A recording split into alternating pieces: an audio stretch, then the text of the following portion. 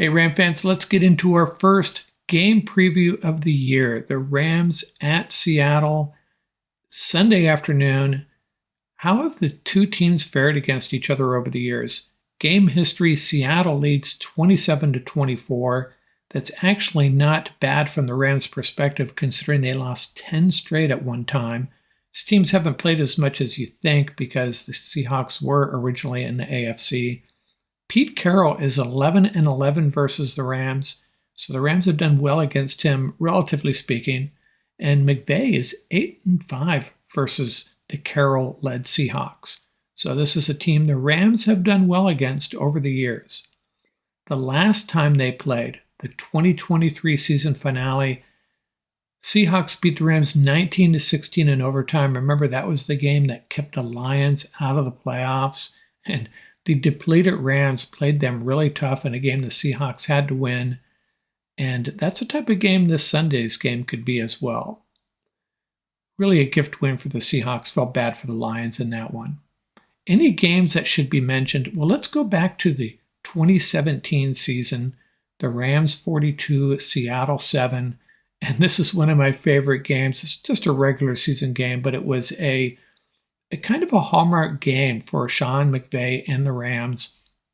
If you remember, the Rams had lost to the Seahawks earlier in the year at the Coliseum. That was the game where Todd Gurley looked to have scored a touchdown, but the ball was knocked out of his hands just as he got to the end zone, rolled through just over the flag, I think, over the pylon. It was ruled a touchback, and rather than being a touchdown, it was a touchback for Seattle. That was Earl Thomas, by the way. Great play by the wonderful safety, old-time safety for the Seahawks. And it was just really disheartening. A game that the Rams really controlled. One of those games where Seattle, they just pull magic out of who knows where, and special plays go their way. It's happened over and over again. And that's what happened in this game. So then the Rams go to Seattle later in the year, and the Rams were starting to roll. You were starting to feel like this was a good team, something Ram fans are still getting used to. And this is a game where Michael Silver, the reporter, gave an account of Sean McVay's pregame speech, probably the shortest and greatest pregame speech I've ever heard.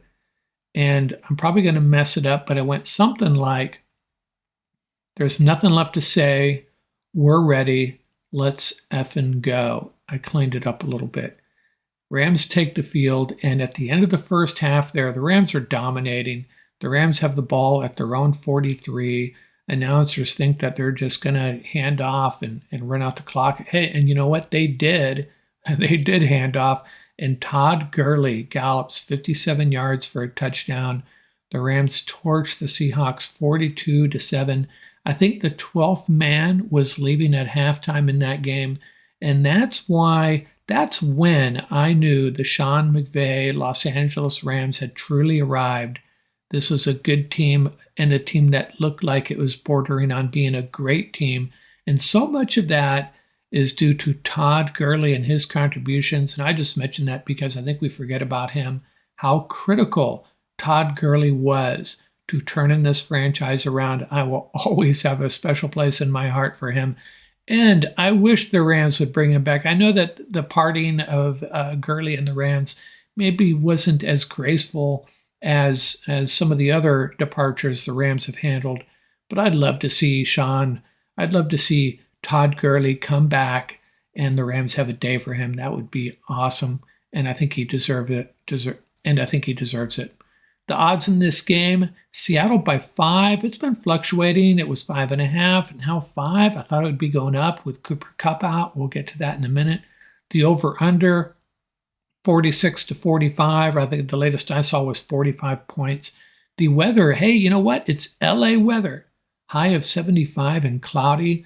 The Los Angeles Rams will embrace that. Great time of year to be playing in Seattle, because how many times have we been down there when it's been chilly and wet and breezy? Not this time. It's going to be ideal football weather, maybe even a little warm, but weather that I think will certainly not afford the Seahawks any sort of advantage, that's for sure. What did the Seahawks do last year? Well, they finished 9-8, second place in the NFC West, and then they lost that wild card playoff game to the 49ers, 41-23. Hung pretty tight in the first half. These two teams are serious rivals, and you figured it would be close for a little bit, and it was, but then the 49ers had their way in the second half.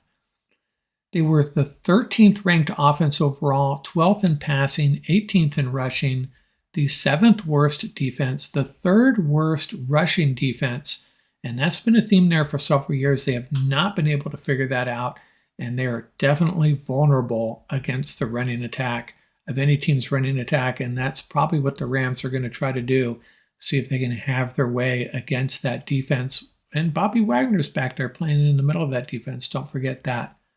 Player stats last year, Geno Smith completed almost 70% of his passes, 30 TDs and 11 interceptions. Nobody saw that coming, and it'll be interesting to see if he can repeat that.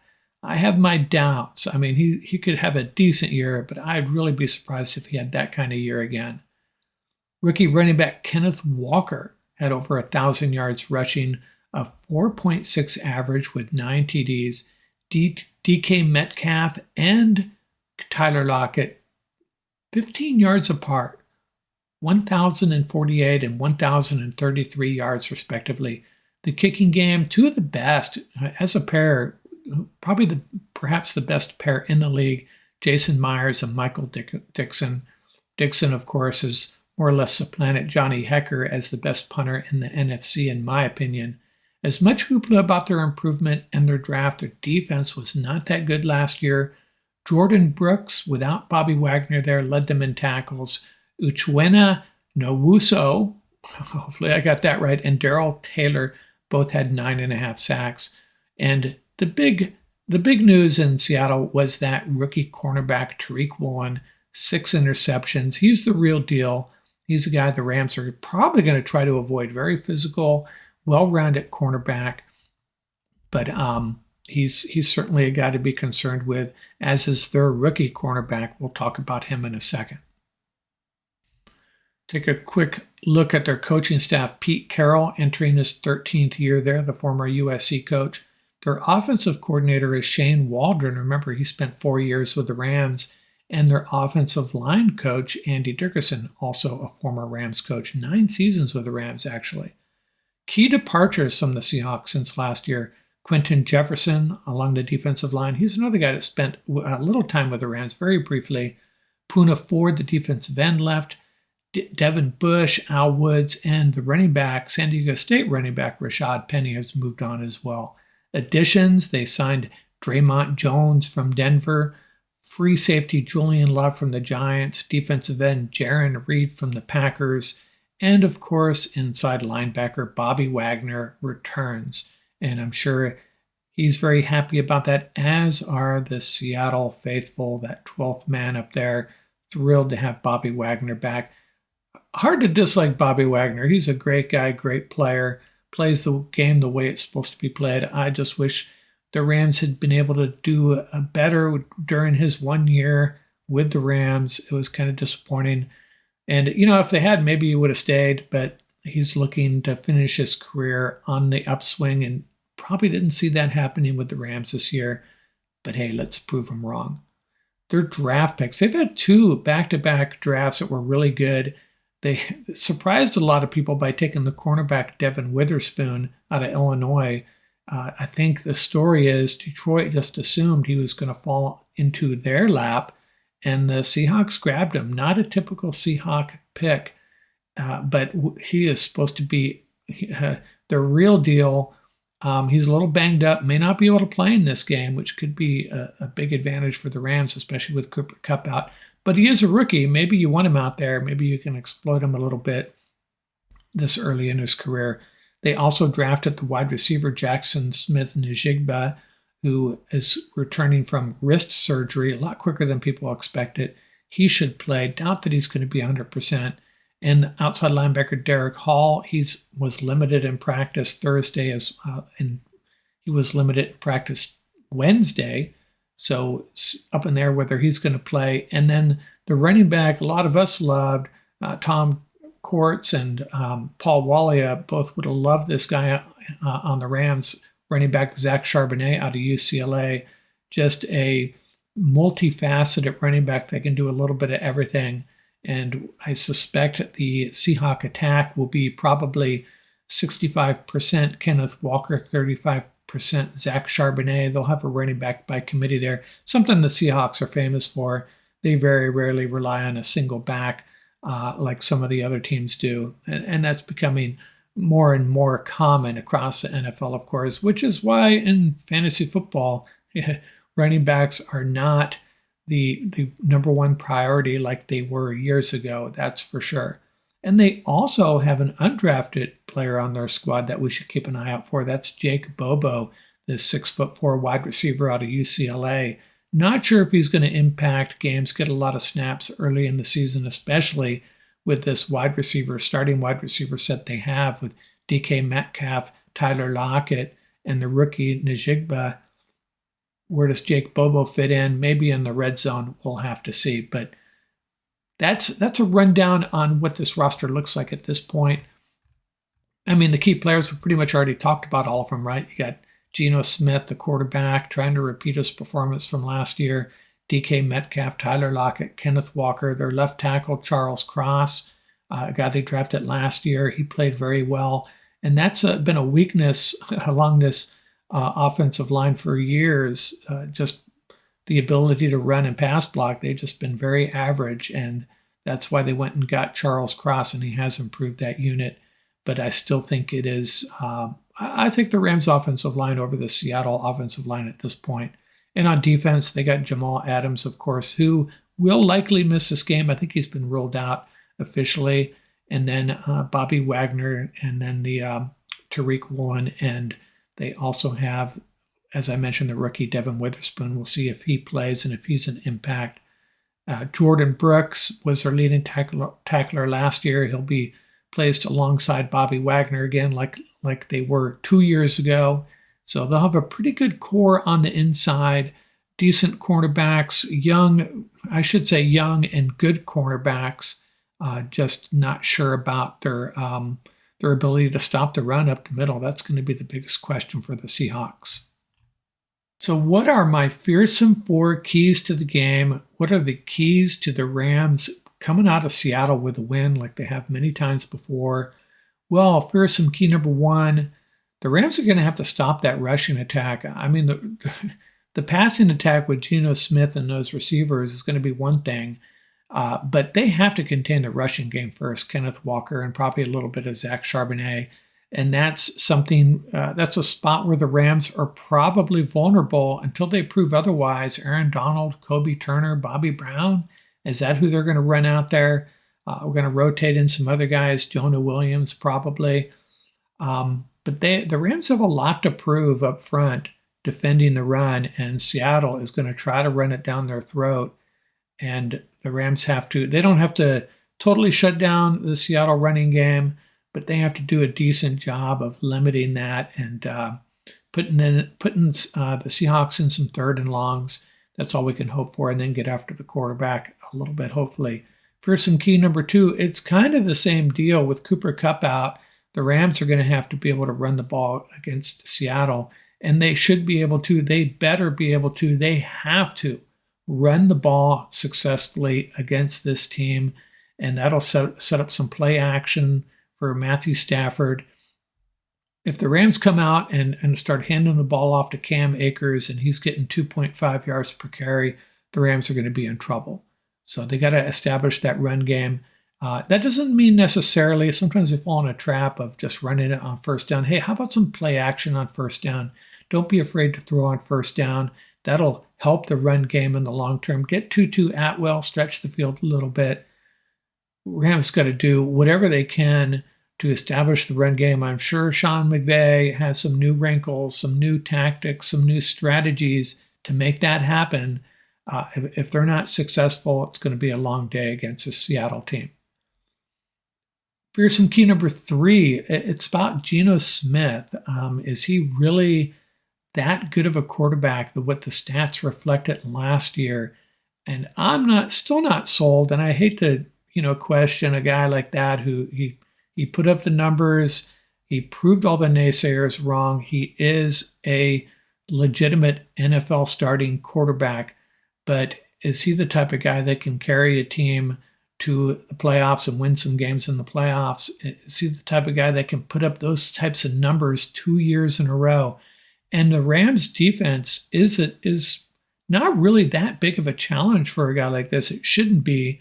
So if he can have a decent game and have those kinds of numbers, like 65% completion percentage like he did last year, it was almost 70%, then the Seahawks are going to struggle. So Rams have to find a way to disrupt him.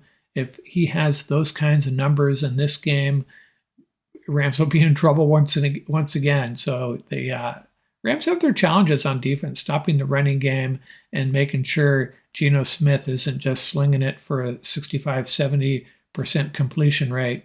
If they do one or both of those things, Rams are going to be it. The Rams defense is going to be in for a long day, and it's also going to limit the Rams offense's opportunities. This could be a high scoring game. Rams need some chances on offense, and if Seattle just pecks away at this Rams defense, runs the ball down their throat, puts together 15-play drives that eat up 8 minutes, that's not going to work in the Rams' favor. The fourth thing for some key number 4, is there a Ram receiver or two that can step up and help out Matthew Stafford? This defense has good cornerbacks. It's going to be a challenge for Van Jefferson, Tutu Atwell, Demarcus Robinson, Puka Nacua. He's probably going to get some snaps, I would assume.